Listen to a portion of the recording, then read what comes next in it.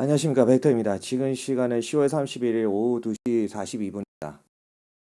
그때 우리가 이렇게 폭락했을 때 다 피했고요. 그리고 여기에서 제가 올라가면 팔고 떨어지면 매수, 올라가면 팔고 떨어지면 매수, 그런 식으로 해서 일반 구독자분들한테도 제 전략을 말씀드리고, 이후 제가 절대 차익 실현하지 마라 고 말씀드렸고, 럭키 세븐을 강조했습니다. 럭키 세븐을 강조했고, 지금은 단기 6,920 부근에 저항이 걸려 있습니다.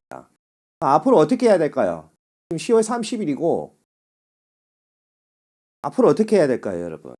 저는 떨어지면 매수해야 된다 이렇게 생각하고 있고요. 다양한 요인들이 있습니다. 계절성도 좋고 그렇기 때문에 이제 100포인트 남았습니다. 100포인트. 100포인트가 남았기 때문에 7천이란 숫자를 보기 전까지는 절대로 차익 실현을 하면 안 된다. 애플 실적 들고도 남아 있고요. 엔비디아가 한 210달러까지 가는 것. 특히 엔비디아 200달러 가는 거는 제가 9월 중순경에 미리 말씀드렸죠. 9월 중순경에 엔비디아 10월 달 되면 200달러다 대놓고 제가 제목 이렇게 크게 해서 남겨놨잖아요. 그리고 210달러까지 갈 수 있는 것도 멤버십 분들한테 옵션 분석을 해서 여기까지는 맥스 갈 수 있다. 근데 210 이상부터는 이게 엔비디아가 210 이상부터는 이렇게 쉽게 부스터가 안 됩니다. 쉽게 꾸역꾸역 막 그렇게 돌아가면서 이제 상승하는 거고요. 그러면 엔비디아가 어느 정도 이렇게 플랫하고 애플이 실적을 좀 받쳐주면 어떻게 될까요? 제가 봤을 때는 7천은 아무리 늦어도 2주 안에 찍지 않을까. 뭐 단기 조정 오더라도 11월 20일 또는 11월 옵션 만기 대략 그쯤에 7천을 찍지 않을까 그렇게 생각을 합니다. 그렇게 생각하고 지금은 절대 차익 실현해서는 안 된다. 차익 실현. 저 같은 경우는 어제 메타가 괜찮게 나올 줄 알고 레버리지 들어갔었습니다. 2개 포인트에서 멤버십 분들한테 말씀. 기간자를 보고 메타 마진이 그렇게 안 좋을 거라고는 JP모건에서도 몰랐어요. JP모건 자료를 보고 제가 메타를 베어리시한 입장에서 이렇게 들어갔단 말이에요. 1차, 2차, 레버리지로 1차, 2차, 그리고 3차는 어디에서 잡아라고 말씀을 드렸고요. 근데 마진이 안 좋게 나왔죠. 그런 것까지는 월가도 모르는 걸 제가 어떻게 알겠어요. 자, 그러면 메타가 여기서 바로 폭락하냐? 절대로 아니다, 그거. 왜냐, 컨퍼런스 어떤 그 부분을 제가 조사를 해보면 이번에 세금 관련으로 해서 마진이 감소한 건 일회성입니다. 일회성. 그리고 캐펙스, 멤버십 분한테 강조드린 이번 빅테크 실적의 핵심은 캐펙스다. 캐펙스. 자본 지출이 2026년에도 많아지냐? 조사를 해보면 마이크로소프트도 2026년에 많아진다. 메타도 많아진다. 그럼 나머지 기업 볼 거 없죠? 많아진다. 버블이냐? 아직 버블은 아니다. 네. 이렇게 우리는 종합적으로 사고가 그렇게 하고요. 금은 어떻게 될까요? 제가 금 조정 중이라고 말씀드렸죠. 네. 금은 그 다음에 이제 100일선 조정이 남았습니다. 어쨌든 그렇게 이 금은 조정이 지나고 나면 10월 30일이 내년 2026년 정확하게 저는 1년 후에 금 또한 럭키7 7,000을 찍을 것이라고 저는 예측을 하고 있습니다. 돈을 막 뿌리는데 실질 금리의 변동성이 안 생길 수가 없어요. 자, 이 금의 속성은 일본 채권 금리가 올라가야 됩니다. 금의 속성은 일본 채권 금리가 올라가야 된다. 그럼 인플레가 지금 낮다는 그 개념으로 증시가 이렇게 부스터가 되는데 돈을 계속 뿌리면 결국 인플레는 뜰 수밖에 없습니다. 그거는 지금 당장은 아니겠지만 내년쯤에 저는 인플레가 뜰 거라고 생각해요. 내년. 그렇게 되면은 전체 증시가 조금 조정을 받겠죠. 하지만 올해까지는 괜찮다. 올해까지. 12월 크리스마스 날 저는 7,000 이상, 7,000 이상, 한 7,200까지 또 가능할 것 같아요. 최근 골드만삭스에서 향후 1년 그 증시 최종 목표가 7,200이니까 그거를 선행해서 미리 잡아당기면 올해 크리스마스 날 7,200까지도 가능할 것 같아요. 문제는 이제 7,000을 얼마나 빨리 찍느냐. 그 전에 제가 말씀드렸다시피 11월 빠르면 11월 옵션 만기일 날 7천. 그 다음에 미디엄 캐스로 12월 옵션 만기. 아무리 늦어도 내년 1분기에 7천이 찍는다고 말씀드렸는데 지금 벌써 이제 뭐 6,900 이렇게 돼 있잖아요. 그럼 단기적으로 조정받고 막 이렇게 저렇게 하면 11월 옵션 만기까지는 7천 안 찍겠어요? 아니면 조금 더 빨리 찍을 수도 있고 애플 실적만 좀 받쳐주면 조금 더 이렇게 빨리 시간적 개념이 당겨지면 7천을 빨리 찍을 수가 있겠죠. 그럼 7천을 빨리 찍으면 남은 시간 동안 뭘 할까요? 콜콜콜콜 하겠죠. 그러면 한 7,200까지도 우리가 내다볼 수가 있다. 12월 크리스마스 날. 12월 크리스마스 7,200까지도 우리는 내다볼 수가 있다. 중간에 이제 한 번씩 그러시고 그런 부분이 발생하긴 하겠죠. 이렇게 종합적으로 사고를 한번. 전략이 좀 꽤 괜찮았습니다. 맞죠? 그러면 내가 7천에 이거 언제부터 말을 했냐? 주가 폭락했을 때, 벅 떨어졌을 때, 이건 제가 틀렸죠? 근데 골드만에서, 그거, 월가에서 이거 설거지 하는 거다. 내가 울면서 촬영을 했잖아요. 그리고 나서 골드만이 비율을 변경했단 말이에요. 그리고 쭉 올라가잖아요. 맞죠? 그리고 제가 이때, 5,500 부근에서 영상을 남긴 것이 뭐냐? 7천 무조건 간다라고 말씀드렸잖아요. 7천 이제 어느덧 다 왔어요. 7천 왔단 말이에요. 근거 자료 한 번 더.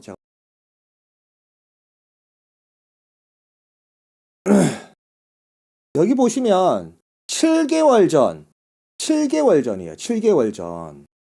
7개월 전. 지금 10월 30일이니까 3월 중순에 내가 이걸 남긴 거예요. 3월 중순에. 아무리 늦어도 2026년 1분기까지 7천을 찍을 수밖에 없다. 지금의 고통은 엄청난 기회다라고 막 해놨죠. 대놓고. 그리고 셧다운은 7천 전 마지막 매수 기회다. 이때 이제 아이온큐 쇼 쳐먹고 막 그랬단 말이에요. 그리고 골드 뭐 폭락한다 이랬는데 골드 걱정하지 마라 뜬다. 이거는 조정이다라고 말씀. 맞죠? 증거 자료가 되잖아요. 이렇게 해서 결국 시간이 걸리겠지만 유동성을 계산해보고 연준이의 입장을 또 사고를 해보고 당연히 이제 멤버십 분들한테 알려드린 거 개인적으로 알려드리면 지금 초단기 금리 시장에서 문제가 생기고 있어요. 그래서 QT를 중단할 수밖에 없던 거야. 당연히 이제 새벽에 파월이 12월 1일 날 QT 중단한다고 말을 했었고 그거 우리 기관 자료 보고 그 전부터 알았는데 기관 자료에서는 오늘 말한다고 했거든요. 오늘 말한다고 했는데 QT 중단은 오늘 말한다고 했는데 그 부분은 기관 자료가 틀렸어요. 그러면 왜 QT 중단을 할 수밖에 없냐? 스탠딩 래퍼에 문제가 생겼습니다. 스탠딩 래퍼. 초단기 금리를 돌리는 이 스탠딩 래퍼에 문제가 생겼다고요. 그러면 이게 QT 중단을 빨리 안 하면 어떻게 되냐? 그전 SVB 같은 그런 사태가 또 터집니다. 또. 그렇기 때문에 그런 부분을 막기 위해서 어쩔 수 없이 QT 중단을 해야 되는 거예요. 그럼 QT 중단을 하면 어떻게 될까요? 그때부터 코인은 막 수직으로 상승하는 거예요. 코인을. 멤버십 분들한테 제가 기간자료 보니까 10월 30일 오늘 QT 중단한단다. 그러면 이 코인 모아가라. 코인 자체는 마진콜 터지고 머리 아프니까 코인 관련주 BMNR이나 MSTI 이런 걸 모아가라 말씀드리고 그전에 한번 쭉 떴죠. 맞죠? 쭉 떴다가 다시 깔아앉았단 말이에요. 그러면 12월 1일 날 QT를 이제 중단한다고 100% 파월이 말을 했으니까 12월 1일 날 어떻게 될까요? 코인 불장은 이건 그냥 정해진 거예요. 12월 1일 코인 불장은 정해진 거라고요. 그래서 혹시나 코인 쪽에 투자하시는 분들은 코인은 머리가 아프니까 잘하시는 분들은 하시고 코인은 머리가 아프니까 MSTR이나 BMNR을 모아가는 모아가는 이 BMNR이나 MSTR을 팔면 안 되고 모아가는 전략을 써야 됩니다. 모아가는 전략을 쓰면 12월 1일 날 QT 종료되는 순간 쫙 날아가는 거예요. 쫙. 저는 그렇게 생각하고 있어요. 그래서 멤버십 분들한테도 모아가는 전략이다. 코인 관련주는 모아가는 전략. 그러면서도 GDX로 어느 정도 해지도 해놔야 된다. 이렇게 해야 마음이 이렇게 했습니다. 이렇게 맞추면 될 것 같아요. 메타 혹시나 물리신 분들 걱정 안 해도 돼요. 떨어지면 매수해요. 메타도 결국 자사주 매입 2주 안에 하면 저렇게 올라옵니다. 걱정 안 해도 돼요. 저는 메타 추매할 포인트를 조금 알려드렸어요. 옵션 기준을 봤을 때 그냥 옵션 기준을 안 봐도 여러분 이 메타가 200일선까지 떨어지면 추매 기본 아니겠습니까? 메타 RSI 30 이하면 이하까지 떨어지면 추매하면 되죠. 그건 뭐 누구나 다 아는 상식이잖아요. 그건 옵션을 안 봐도 기본 상식이기 때문에 메타가 RSI 30 이하거나 아니면 200일선 이하일 때 메타 추매하면 됩니다. 그렇게 해서 평단을 좀 많이 내려놓으시면 자사주 매입 2주 안에 메타 들어갑니다. 쭉 올라옵니다. 이렇게 해서 여러분들은 꼭 결국 수익을 보게 된다. 메타의 어떤 2026년 뷰는 어떠냐? 엑설런트입니다, 여러분. 이번 EPS가 이게 낮게 나온 거는 일회성이란 말이에요. 세금 관련. 세금 관련 문제이기 때문에 내년에는 엄청나게 실적이 좋아질 수밖에 없죠. 그래서 메타는 매수를 했다. 그러면 최소 내년 1분기까지는 들고 가야 됩니다. 들고 가면 지금 메타가 뭐 600 땡땡땡인데 680, 690 여기인데 저는 한 1000달러까지는 가 있다 이렇게 생각하고 있어요. 한 40% 더 뜰 수 있다는 거. 40% 더. 하이퍼 샌들러에서는 뭐 메타 목표가를 뭐 850달러 이렇게 이야기를 하고 있습니다. 메타 같은 경우는 월간 목표가보다 지금 현저히 낮습니다. 이게 현저히. 그래서 메타는 떨어지면 매수다. 떨어지면 오히려 메타가 200선 이하까지 좀 떨어졌으면 했어요. 물린 입장에서 말씀을 드리면 메타가 한 200에서까지 시원하게 떨어졌으면 정말 좋을 것 같아요. 그러면 큰 자금을 넣어서 평단 쫙 내리고 홀딩을 할 것 같습니다. 장기 홀딩 이런 전략을 쓸 거예요. 이렇게 해서 제가 지금 12부분을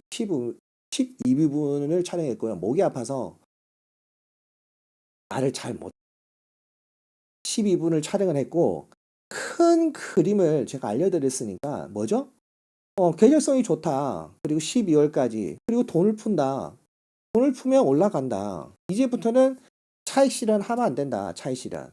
혹시나 뭐 이렇게 조정이 오는 거에 대해서 아니면 차트적으로 상단 저항선이라고 생각하시면 다 팔지 마시고 뭐 21선이나 51선까지 이렇게 지수가 떨어질 수도 있으니까 그때 바이더 딥을 할 수 있는 그 금액 한 30% 정도만 빼놓지 다 팔면 절대로 안 된다. 후회한다. 이렇게 말씀을 드리고 있습니다.